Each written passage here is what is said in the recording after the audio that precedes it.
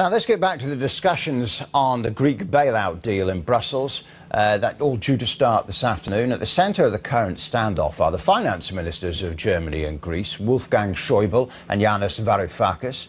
The two represent opposing political styles and ideologies. Varoufakis standing by radical left principles and Schäuble representing the centre-right orthodoxy. Well, the German finance minister has accused the new Greek government of acting pretty irresponsibly.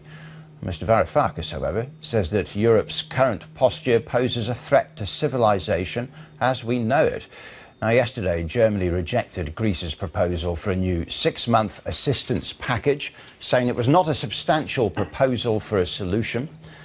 The response from Varoufakis, well, he tweeted out a link to Foreign Affairs op-ed titled "Greece should not give in to Germany's bullying." So we get a taste of the language there, the tensions between the various sides. With me now is Matt Persson, who is from Open Europe, a Eurosceptic think tank, and joining us from Coventry is Dr. Dennis Novy, Associate Professor of Economics at the University of Warwick. Dennis Novy first. I mean, how do you think this is going to go this afternoon?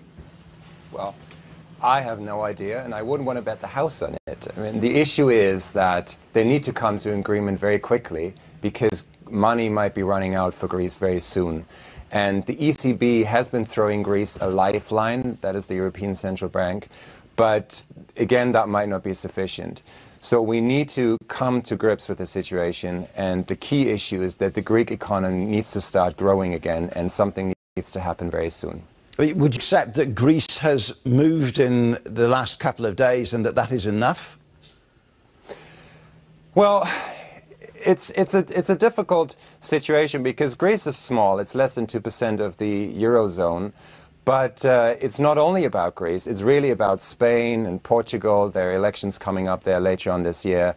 And the fact of the matter is that the current policies that we've had over the last 5 years in Greece have just failed. And there needs to be some recognition on the German side that these policies have failed and we need to do something different. Currently, if you listen to the German government, it's like arguing with somebody who is a climate change denier. It has to change, and we need to be more recognizant of the facts. Well, Matt's Persson, I mean, because the Germans, the liability there is 60 to 80 billion euros. I mean, do you accept that the Germans need to move? The Germans probably need to move a bit. I mean, this is a negotiation, so there will have to be some sort of compromise. As you rightly point out, the Germans have big exposure to Greece. It has lent a lot of money, which is effectively Greece's debt is now to a large extent owned by Eurozone taxpayers, and the biggest chunk of that debt is owned by the German taxpayers. So of course, if I'm a German taxpayer, I'm quite keen to make sure that the new Greek government doesn't spend my money on things that it shouldn't spend the money on. So that is all quite natural. So the basic German position in this is that Greece needs reform.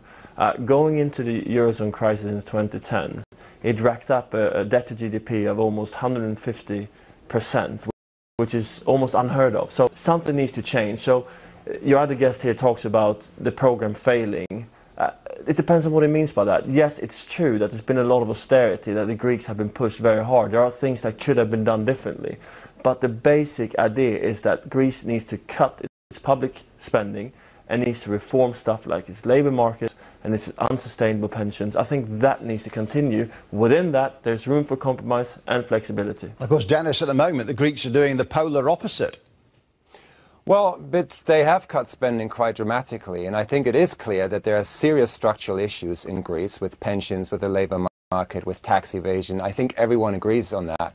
But right now, if you have this program of austerity, that's possibly the worst moment to reform. If your economy is down by 25%, you act severe pressure. And the only way we can get serious reform is if Greece starts growing again. That really is the key issue here. But I'd like to make another point, which is more about Germany. I think if you listen to the media debate in Germany, it seems quite insular. I think not many people in Germany understand how damaging this has been for Germany. If you talk to people, certainly in Greece, but also in Spain, Ireland, France, to some extent Italy, there's a serious damage in reputation. If you think about the history of especially the CDU Chancellor Merkel's and Wolfgang Schäuble's party, they've spent decades of hard work integrating Germany back into the European economy, and a lot of it is now gone down the drain. It'll take years for that reputation to recover in many parts of the Eurozone. So it's Germany's interest to get a solution to this problem, and I think the exit of Greece, which is what the German policy right now seems to be pushing, is the worst possible outcome for everyone, not only for Greece, but also for Germany. There needs to be some action. Matt, I mean, isn't the point that really Greece is insolvent, and you can push them as much as you like because you think this and lazy and that they're the author of their own problems, but the truth is they're just not going to be able to meet the debts, and there's no point in pushing them to the wall, and that actually this is really about the euro rather than Greece. Well, I mean, there are so many things going on here. It's hard to boil it down to sort of a couple of statements, but I do think I agree with you that Greece's debt is unsustainable. There has been a lot of mistakes made over Greece. For example, in 2012, there was a mild form of debt restructuring for Greece, but that was primarily around private creditors, and it didn't really cut Greece's debt whilst transferring most of Greece's debt to Eurozone taxpayers. So in that sense, it was the worst of all worlds. It didn't really deal with the debt problem, so that should never have happened. So there have been mistakes. I also agree that there are some targets, some of the objectives that Greece are expected to fulfill that aren't reasonable. For example, on the primary surplus, it's too much. It's going too far. There should be primary surplus, but the Germans are asking for too much. But interestingly, it's not only the Germans that are insisting on Greece meeting its obligations.